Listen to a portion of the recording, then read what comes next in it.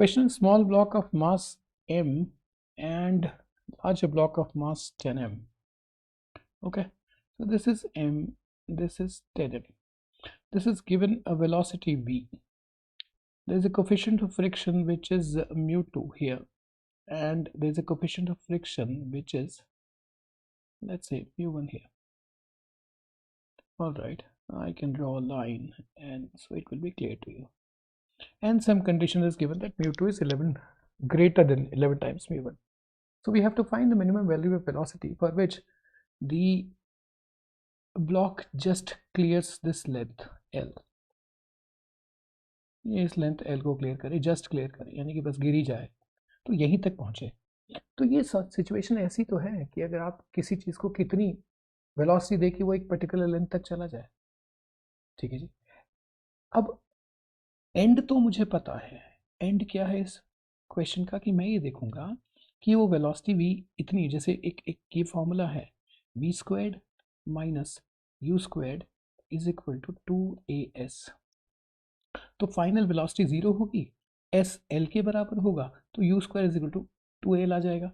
This I know. Okay, now I need to get the acceleration. For that I need to make the free body diagram. अब जरा ऊपर वाले का free body diagram हम बना के देखते हैं. जो ऊपर वाला ब्लॉक है उसका फ्री बॉडी डायग्राम अगर मैं बनाऊं तो ये ब्लॉक है मेरे पास m.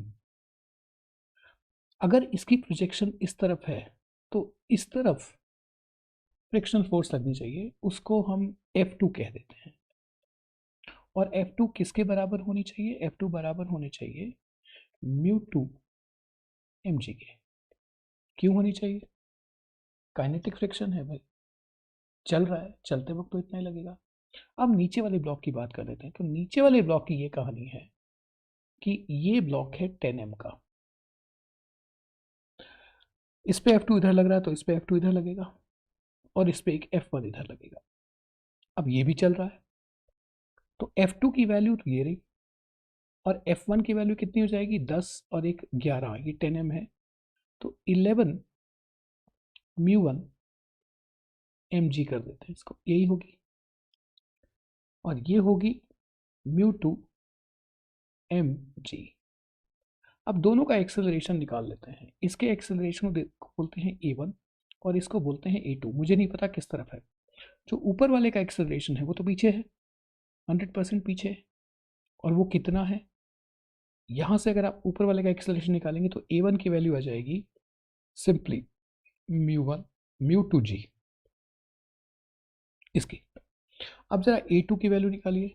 तो a2 का मतलब हो जाएगा mu2 mg minus 11 mu1 mg. ये पॉजिटिव नंबर है क्योंकि mu2 is greater than 11 mu1. This should be equal to 11 10m, sorry ये 10m है, 10m और a2. तो ये होगा इस तरफ पॉजिटिव आ रहा है, ये इस तरफ आएगा तो m से m कट गया. तो जो मेरे पास a2 आया वो आया mu2 minus 11 mu1 times g. ठीक है जी, एक्सेलरेशन दोनों के पता लग गए. अब ऐसी प्रॉब्लम में जहाँ पे दो चीज़ें चल रही हूँ, इट इज़ वेरी डिफ़िकल्ट, मतलब कि बहुत मुश्किल होता है दोनों चीज़ों को अलग अलग करना. तो आप इस पे खड़े होके इसके मोशन को ऑब्जर्व करिए. ठीक है जी. इनिशियली क्या होगा? इनिशियली इसकी वेलोसिटी इसके रिस्पेक्ट में तो v रहेगी, इसके तो जीरो है ही, तो इसकी इनिशियल वेलोसिटी तो v इधर है. एक्सेलरेशन क्या होगा? तो जो भी इसका एक्सेलरेशन होगा इस तरफ, इसका एक्सेलरेशन a2 था, उसको उल्टा करके इसको पकड़ा देते हैं, a1 और दे देते हैं इसमें. तो इसका जो टोटल एक्सेलरेशन हो जाएगा with respect to lower block, so with respect to lower block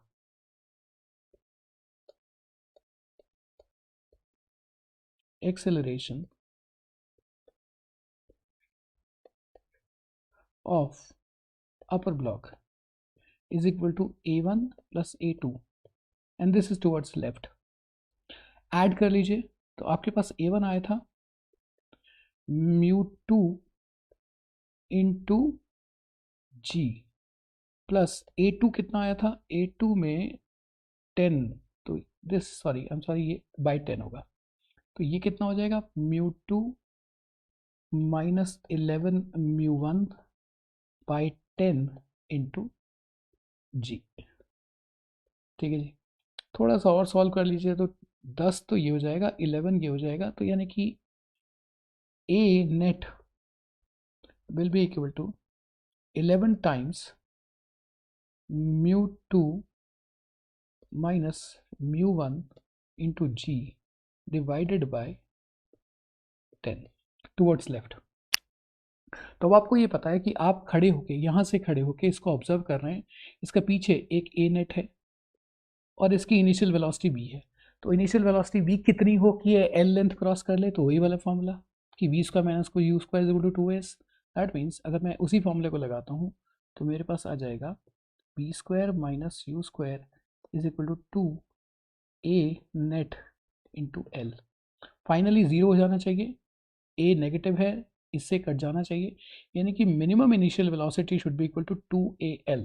तो 2 का मतलब है 22 μ2 माइनस μ1 बाई 10 GL। ये आपका सोल्यूशन है। एक और सोल्यूशन है कि अगर यही वेलोसिटी है तो टाइम निकालिए यहाँ से यहाँ तक पहुँचने में। तो यहाँ से यहाँ तक पहुँचने में क्या टाइम निकलेगा, आप निकाल लीजिए। v is equal to U minus 80 हो जाएगा। वेलोसिटी u तो मिनिमम है, तो फाइनल वेलोसिटी का तो जीरो होना ही होना है। तो टाइम कितना हो जाएगा, टाइम हो जाना चाहिए u by A.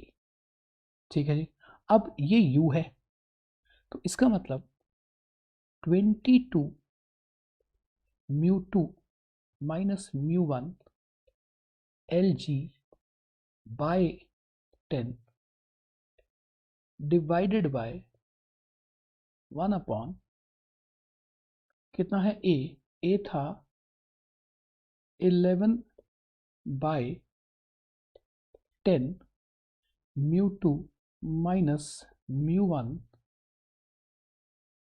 Into ji.